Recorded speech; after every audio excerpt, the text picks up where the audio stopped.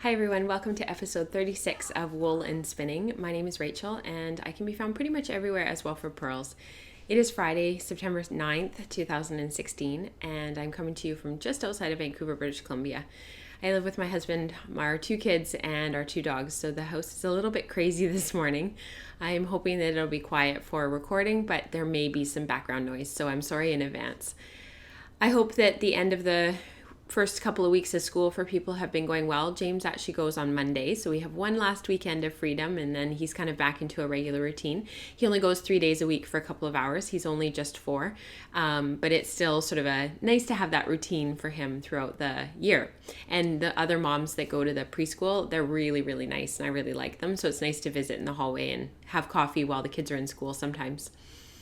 I have a packed show for you today. I have a giveaway to announce. I also have hand spun knitting in progress. I have a finished skein. I have a spin in progress, and I also have a hand spun finished object. So that's kind of exciting. I have one of each today.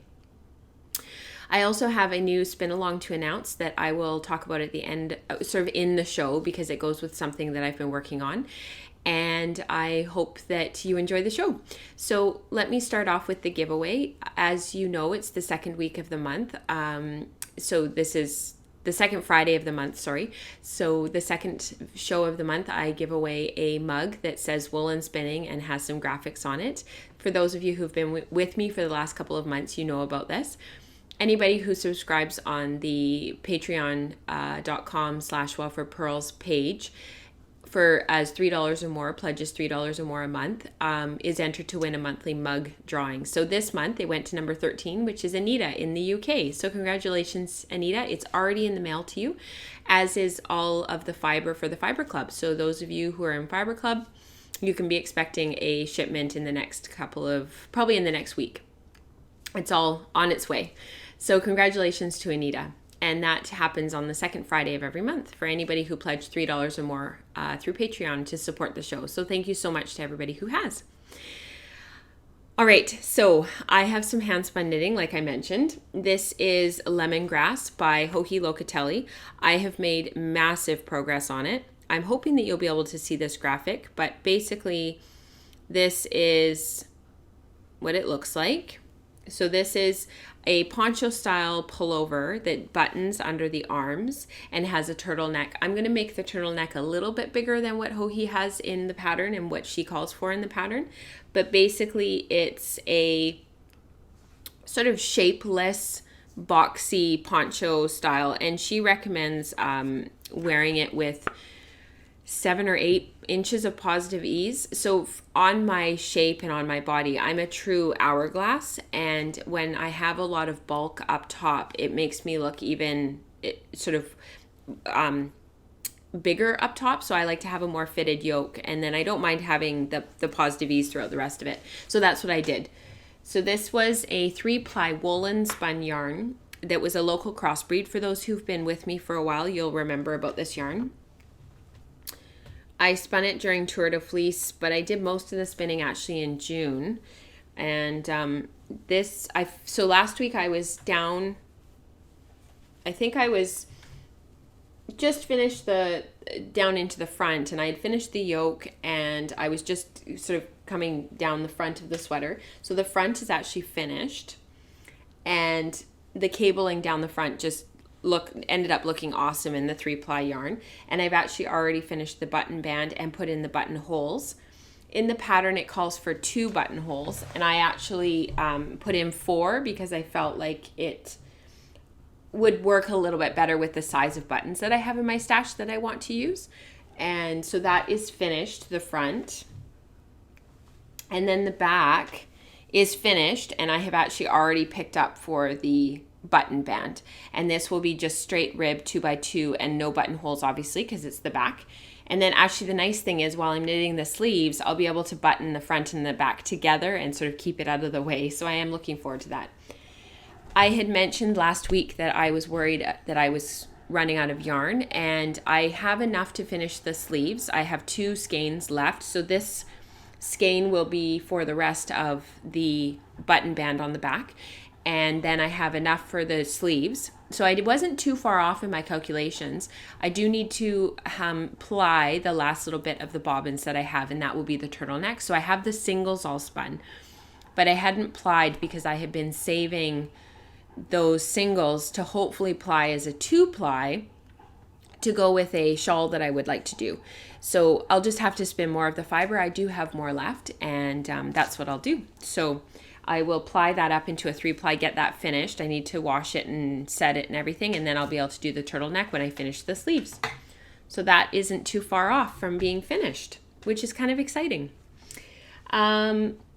The other thing that I'll show you sort of something that has come off my wheel, and this goes with the spin along that I'm launching as of this weekend. So this is going to be in the Ravelry group. This is not going to be on the Slack channel. I'm hoping that there's lots of people out there who would like to join in, and this is going to run until the end of the year, and we're going to call it Fall Clear Out SAL, so Fall Clear Out Spin Along. And the point of this spin along is because I have a ton of bobbins that I am trying to get ready to use for Spinzilla.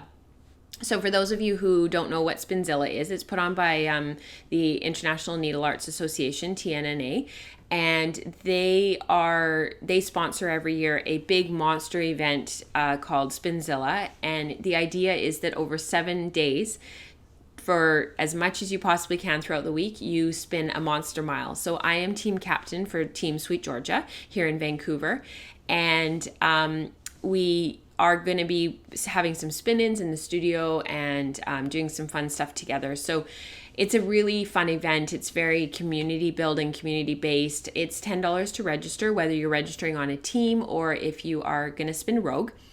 And the idea is that, and the money is all donated for programs to help with developing fiber arts programs for children. I think that's generally sort of what the money is used for. Anyways, in prep for Spinzilla, we need to clear off our bobbins because you need lots of spinning room. You're going to be spinning tons and tons and tons.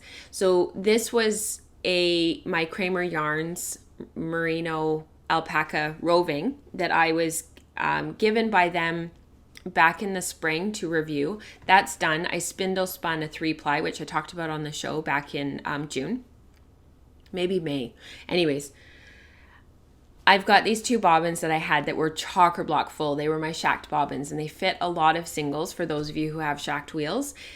And I decided in the end, instead of spinning another 3rd bobbin to make a 3-ply, that I would take this off as a 2-ply because I really liked what it looked like. I did a little sample skein. And so in the end, I decided to 2-ply this.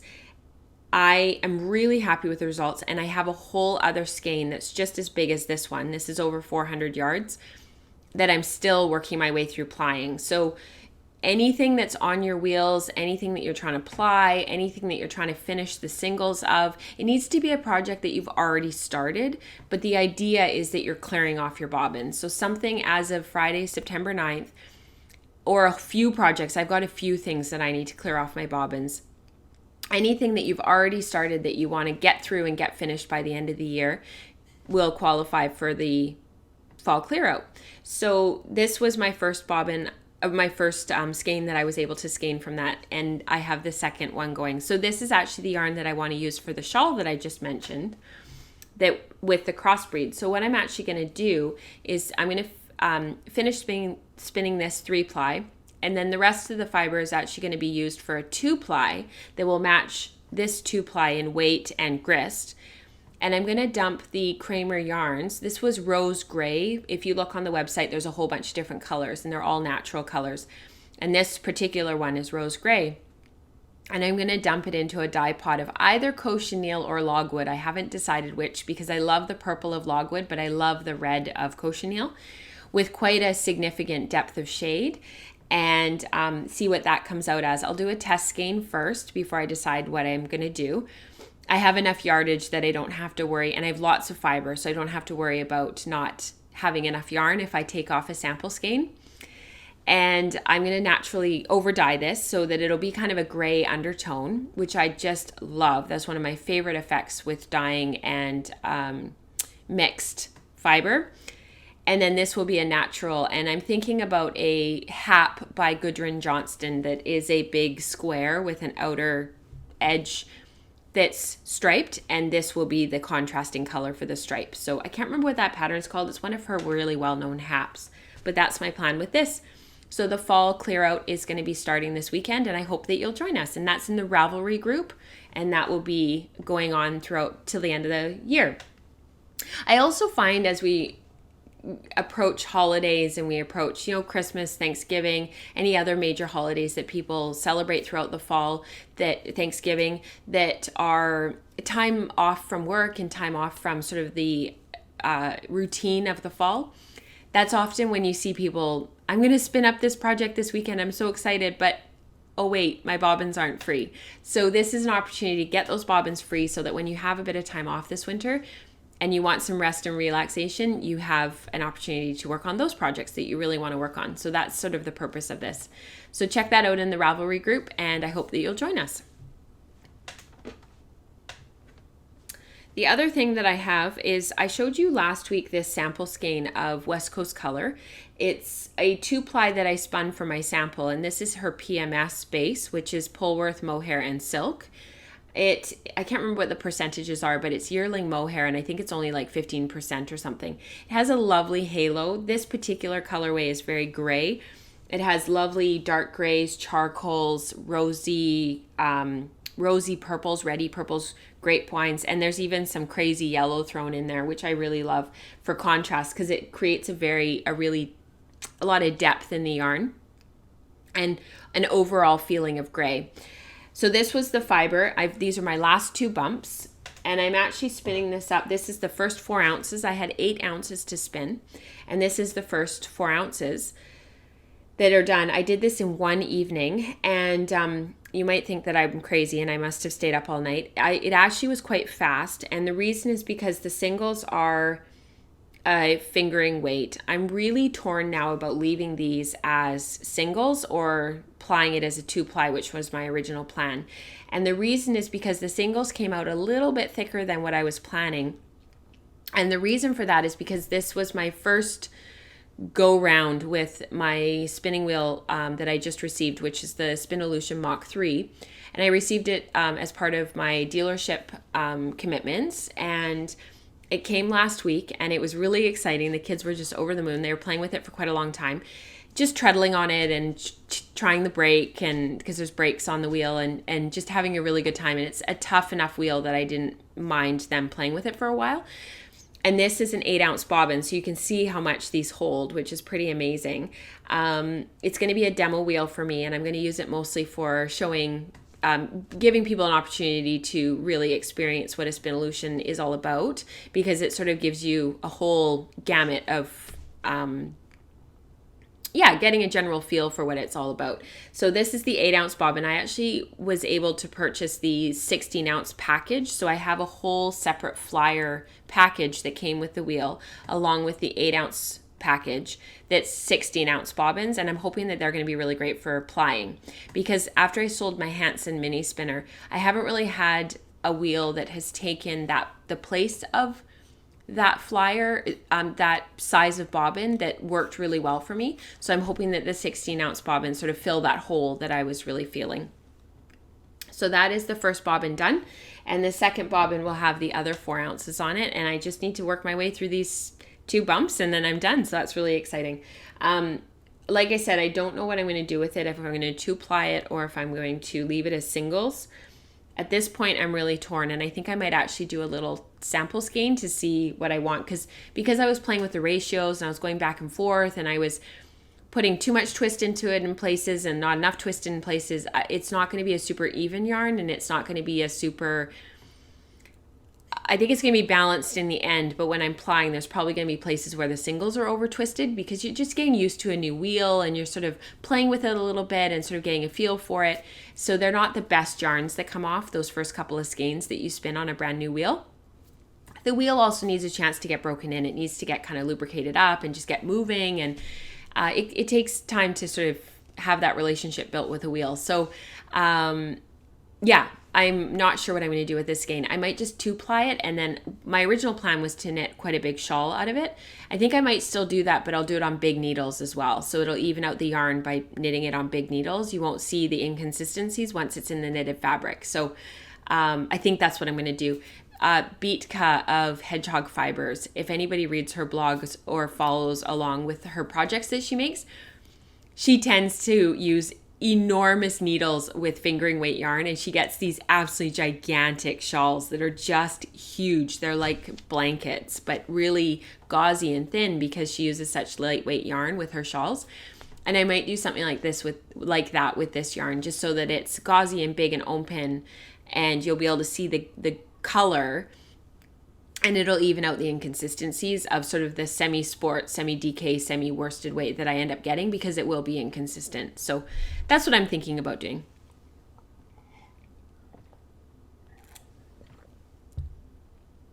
Okay, the last thing that I had to show you, I never was able to show you this yarn on the podcast because I basically recorded the episodes for August because we were going to be away for so long. I plied up this yarn on the Thursday. We left on the Friday and we're gone for 2.5 weeks. And you never saw this yarn on the podcast. And yet I talked about it a ton. So I felt a little bit guilty. This was my combo spin from Hello Yarn. It was Hello Yarn on Falkland in the Lengthy Dews colorway, which was a limited colorway from a completely twisted and arbitrary spin along that I participated in. It was about 1.5 years ago now, but I never got to this particular braid of fiber. I talked about it on the show, and I combo drafted it with some roving that I made on my drum carder that matched the tealy green, sort of a seafoam color that was in the braid of fiber. So this was all that I have left from this project, and I blogged about this project on Monday. So if you're interested in some of the minutia and the real details of this project, please check out the blog post. There's more information there, and there's also links to how I made the yarn and some photos of it being plied and just sort of the process of how this yarn was made, because this was one of those projects that I started kind of on a whim, with a leap of faith, hoping that it would work out based on a video that I had seen from Grace Shalom Hopkins over at Spin Weekly. And I loved her results, and I thought, I'm going to try it and just see what happens. August Fiber Club featured a comb top roving combination for people to play with. And this is a technique that I'm definitely going to do again, use again, and really try to hone, because what ended up happening while I was spinning, and I talked about this before, the comb top and the fiber, every time you draft it forward, one always wanted to take over. So it was always either the comb top or the fiber that would pull forward. So because of that, I think there's a real technique that you can develop by sort of twisting your wrist and sort of moving your hand around as you draft forward to get those fibers to draft more evenly. But it takes practice. And by the end of the second bobbin, I was actually getting into quite a lovely routine and able to manipulate the fiber in my fiber supply enough that I could draft both forward. But it took 2 full bobbins for me to get to that point. So it's definitely something that I want to work on and do again.